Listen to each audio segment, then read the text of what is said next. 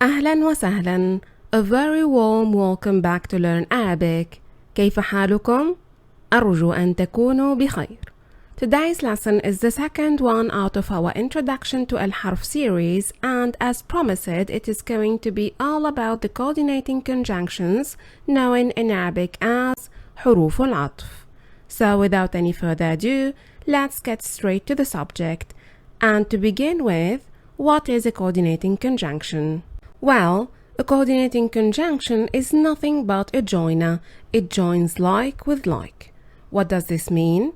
Well, for example, a coordinating conjunction can be used to join an adjective with another adjective, a noun with another noun, a clause with another clause, and so on and so forth. So it basically joins two identical entities, or let's say two equivalents, grammatical classification-wise.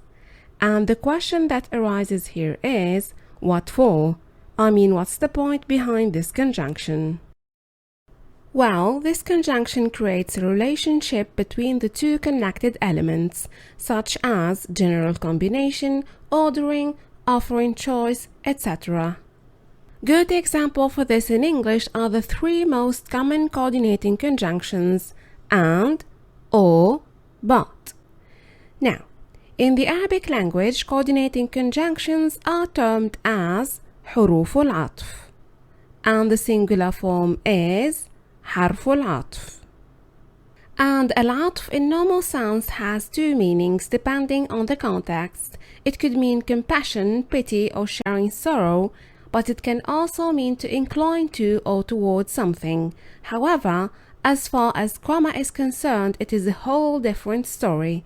Grammar-wise, Al-A'tf, or the concept of conjunction, consists on connecting a grammatical element with another one similar to it, i.e. of equal grammatical rank, by means of specific particles known as Huruf Al-A'tf, with the objective of creating a specific relationship between the two entities. And luckily, Huruf Al-A'tf are fixed and limited, and here is the only list you will ever need. First, we have the letter Waw in conjunction with the Fatha, known as Waw Al-A'tf. Then we have the letter Fa in conjunction with the Fatha, known as Fa Al-A'tf. And please note that these two will always be in conjunction with the Fatha, no other diacritic allowed. Next, we have ثم, أو, بل, لا, لكن, حتى. Again, الواو, الفاء, ثم, أو, بل, لا, لكن, حتى. And remember, conjunctions not only fall into the particles category, they also connect words and ideas to create relationships. And you know what? Let's see which meaning does every coordinating conjunction express before moving on to the examples and the grammatical rules related to Huruf Al-A'tf, terminology and case ending wise. Right, so معاني حروف العطف. Meanings of Huruf Al-A'tf. Waw Al-A'tf is used for general combination with no specific order or time. Al-Fa is used for ordering with immediate follow-up, as opposed to Thumma, which is employed for ordering with delay in follow-up. As for Aw, feel free to use it if you have a doubt or you want to offer a choice, but if you want something to be specified, use Am. And just for good measure, let me also mention before moving on that Aw can also be used to express ambiguity or for permission. Moving on, La expresses negation, and it is good to mention that it is different from La that belongs to the answering particles, i.e. Huruf al-Jawab, that we have seen in our previous lesson. What's the difference? All the details will be provided with the examples, so make sure to stand by. Next, Bel is used for turning away from one thing to another. As for our second to last coordinating conjunction lakin, it is used for correction. And last but not least, we have hatta, which is used to define or set limits. Brilliant! Now, out of these 9 coordinating conjunctions, we are going to focus only on 4 and push back the rest to the appropriate time. The one we are going to work with are واو العطف, أو, لا. Starting with واو العطف, which is equivalent to and in English. الواو is used for general combination with no specific order or time. As examples we have سلمى جميلة وذكية, الطقس بارد وممطر. Again, سلمى جميلة وذكية, الطقس بارد وممطر. As you can see, الواو is placed right in the middle between 2 adjectives in each sentence, جميلة وذكية and بارد وممطر. Remember, حرف العطف is nothing but a joiner that joins 2 identical entities, so things make perfect sense, isn't it? As for the purpose behind this conjunction, it is obvious that this is nothing but a general combination. There is no specific order between being beautiful and smart, isn't it? Brilliant! Moving on to أو. As previously stated, أو could express up to 4 meanings, but we are going to work with doubt. هل ذلك رجل أو امرأة؟ هل هذا كتابك أو كتابها؟ Again, هل ذلك رجل أو امرأة؟ هل هذا كتابك أو كتابها؟ And once again, حرف العطف is joining 2 likes, in this particular case 2 nouns in the first sentence and 2 إضافة constructions in the second one, and it's clear that the one asking the questions has a doubt. Next on the list,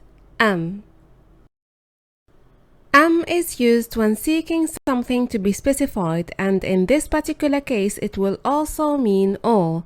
But to express this particular meaning, it will have to be part of a yes or no question that begins with Hamzatul Istifham. So we have 2 conditions. It has to be part of a yes or no question, but not any one. It should begin with Hamzatul Istifham, not with hal. Consider it as if and Hamzatul Istifham come as a set when you want to use to seek for specification.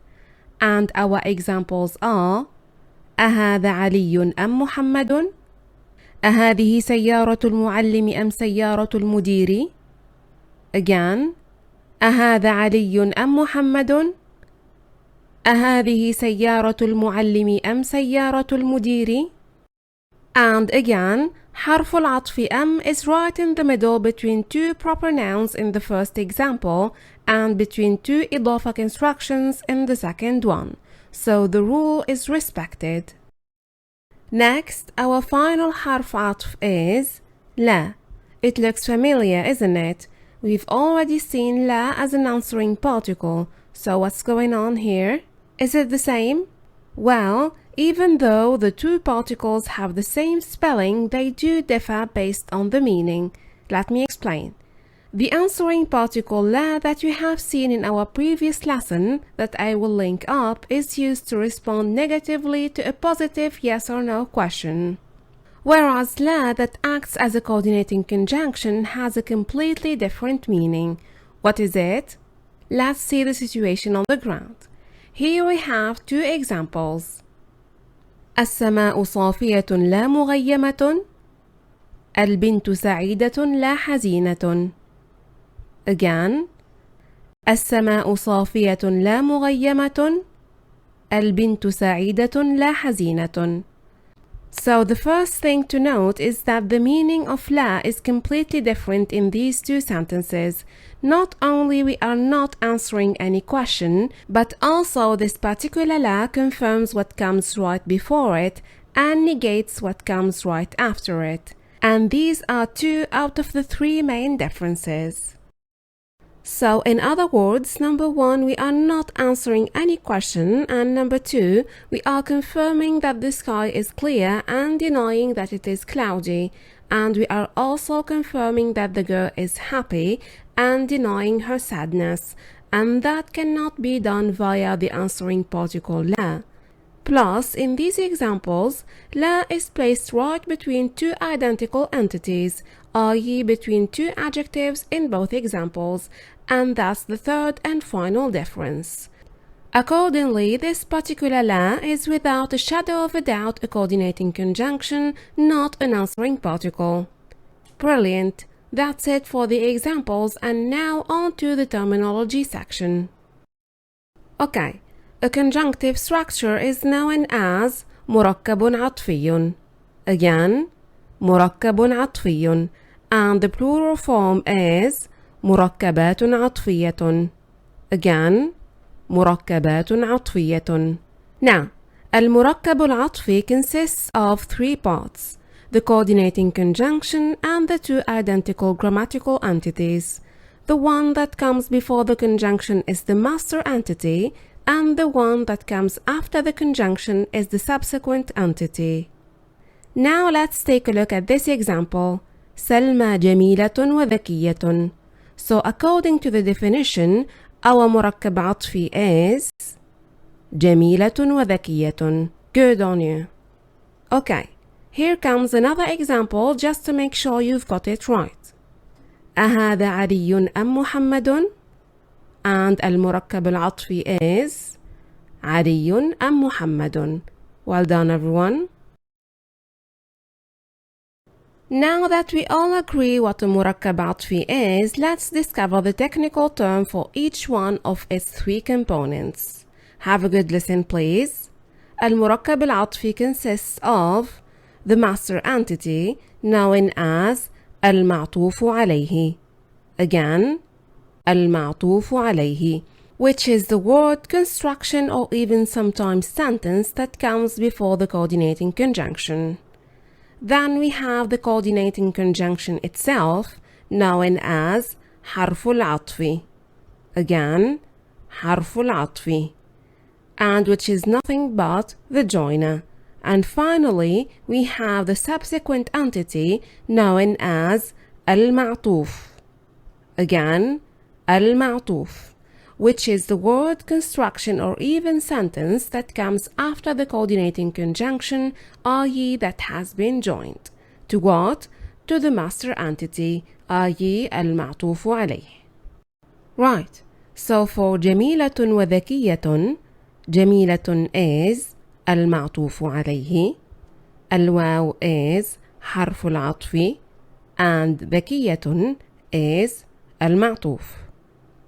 Again, جميلة is المعطوف عليه, الواو is حرف العطف, and ذكية is المعطوف. As for علي أم محمد, علي is المعطوف عليه, أم is حرف العطف, and محمد is المعطوف. One more time. علي is المعطوف عليه, أم is حرف العطف, and محمد is المعطوف. So, to put it differently, in these examples, ذكية is connected to جميلة via واو العطف. We do say ذكية معطوف على جميلة. ذكية معطوف على جميلة. And محمد is connected to علي via أم. We do say محمد معطوف على علي. Again, محمد معطوف على علي. Good on you. One more time for both examples. ذكية معطوف على جميلة. محمد معطوف على علي. Okay. Now let's shed the light upon the case ending, shall we? Among these two examples, can you see a pattern for the case ending? It's the same both sides of the coordinating conjunction. I mean المعطوف عليه and المعطوف have the same case ending, and that will always be the case. No exceptions. And by the way, not necessarily the nominative case. It could be the genitive or the accusative. According to what? According to the function of المعطوف عليه within the sentence. Be careful, المعطوف عليه. since المعطوف is just a follower. Consequently, the rule for المركب العطفي is that what comes after the coordinating conjunction, i.e. المعطوف, follows what precedes the coordinating conjunction, i.e. المعطوف عليه in its case ending. Again, المعطوف follows المعطوف عليه in its case ending. Think about it as if the coordinating conjunction is a mirror that reflects the case ending on the other side of the conjunction. And you know what? Let's put all of today's examples next to each other and verify the rule. So these are all of the مركبات العطفية that we have seen today. And as you can see in all of these examples, المعطوف عليه and المعطوف abide by the rule of having the same case ending. Or do they?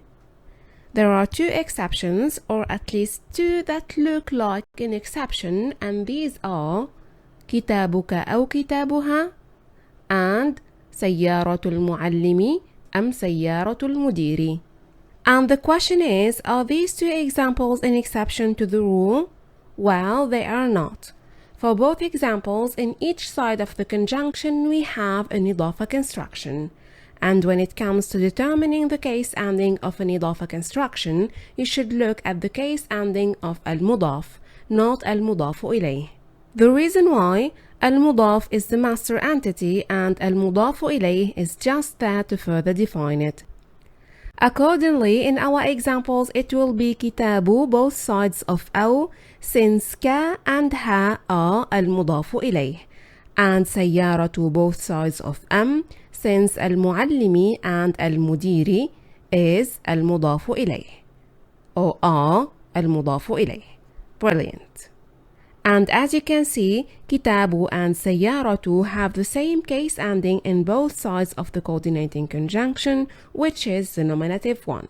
Hence, these two examples are no exception to the case ending rule.